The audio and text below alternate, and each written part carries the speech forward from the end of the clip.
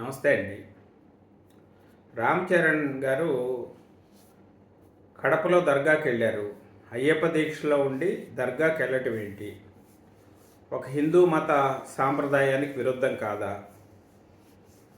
అయ్యప్ప స్వామి దీక్ష అంటే పరమ పవిత్రంగా చేయాల్సినటువంటి దీక్ష. 40 రోజులు పరమ పవిత్రంగా దీక్ష చేసేటువంటి ఒక వ్యక్తి దర్గాలకు వెళ్ళి పూజలు ఎలా చేస్తారు? కడప దర్గాకి వెళ్ళటం అనేది తప్పు కదా. ఇది హిందువులకి వ్యతిరేకం కదా, హిందూ ధర్మానికి వ్యతిరేకం కదా. సనాతన ధర్మం అని మాట్లాడుతున్నటువంటి మీరు ఇది సనాతన ధర్మానికి విరుద్ధమైనటువంటి కార్యక్రమం కాదా? ఏ రకంగా వెళ్తారు? ఇలాంటి ప్రశ్నలన్నీ కూడా ఎదురవుతున్నాయి. ఎవరి నుంచి?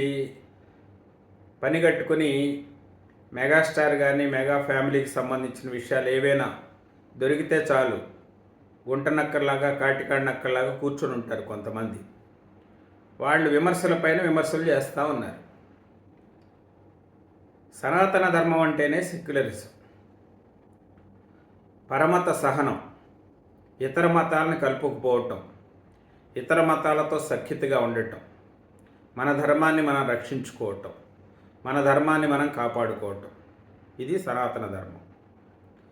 హిందుత్వం అనేది మతం కాదు. Hindutva is not a religion, it is dharma. హిందుత్వం అనేది ఒక జీవన విధానం, ఇది ధర్మం కాదు అని చెప్పి చాలామంది చెప్పారు.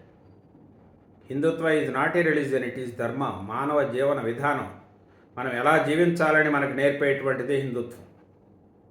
మనం ఇక్కడ అందరం కలిసి జీవిస్తున్నాం. హిందువులు, క్రిస్టియన్స్, ముస్లిమ్స్ అందరం కలిసి భిన్నత్వంలో ఏకత్వం. అన్ని మతాల వాళ్ళు, అన్ని కులాల వాళ్ళు కలిసి జీవించేటువంటి సమాజం. మన ధర్మాన్ని మనం ఆచరించుకుంటూ పక్క ధర్మాన్ని గౌరవించటం అనేది అది మంచి సాంప్రదాయమే కదా, అది చెడు సాంప్రదాయం ఎలా అవుతుంది? రామ్ చరణ్ గారు రిక్వెస్ట్ పైన వెళ్ళారు. కడపలో దర్గాకి వెళ్ళి దర్శించుకుంటే మంచిదని భావించారు. ఆయనకి స్వేచ్ఛ లేదా? ఆయన వెళ్ళి ఆయనకి మనం ఎవరు అండి నియమాలు చెప్పటానికి? ఆయనే అయ్యప్ప దీక్ష చాలాసార్లు తీసుకున్నారు. ఆయనే గురుస్వామి. అయ్యప్ప దీక్ష తీసుకొని వేరే దేవాలయాలకు వెళ్ళకూడదనేటువంటి నిబంధన ఏమైనా ఉందా? నేను కూడా అయ్యప్ప దీక్ష తీసుకున్నా.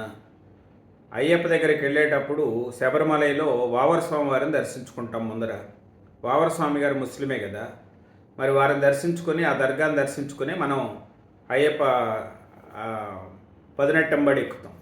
మరి ఆ విషయం తెలియదా? అంటే ఎలాంటి అవగాహన లేనటువంటి వ్యక్తులు ఏదో అవకాశం దొరికింది కదా, ఏదో రామ్ చరణ్ దర్గాకి వెళ్ళాడు కదా, పవన్ కళ్యాణ్ గారు ఒక పక్కన సనాతన ధర్మం అంటున్నారు కదా, ఏదో విమర్శలు చేస్తే పోలాదని చెప్పి ఎక్స్ వేదికగా ట్విట్టర్ వేదికగా ఇష్టం వచ్చినట్టుగా వాళ్ళపైన కామెంట్స్ చేయటం, విమర్శలు చేయటం. అంతర్జాతీయ వేదికలపైనే రామ్ చరణ్ అయ్యప్ప దీక్షలో ఉండి చెప్పులు లేకుండా వెళ్ళినటువంటిది. ఆస్కార్ అవార్డు సంబంధించిన కార్యక్రమాల్లో పాల్గొనేటప్పుడే ఆయన అయ్యప్ప దీక్షలో ఉండి కాళ్ళకు చెప్పులు లేకుండా స్వామివారిని గౌరవించినటువంటి అంతర్జాతీయ వేదికలపైన అయ్యప్ప స్వామి దీక్ష యొక్క గొప్పతనాన్ని తెలియజేసినటువంటి వ్యక్తి రామ్ చరణ్. ఆయన పైన విమర్శలు చేయటం అంటే కేవలం కువిమర్శలు చేయటానికి పనికొస్తాయి తప్ప ఇలాంటివన్నీ కూడా పని పాట లేకుండా ఖాళీగా ఉన్నటువంటి వాళ్ళు కోడిగుడ్డు మీద ఈకలు బీకినట్టుగా అక్కడ ఏదో జరిగిపోతున్నట్టు అనవసరమైనటువంటి దుష్ప్రచారం చేయటం తప్ప అంతకంటే ఏం లేదు.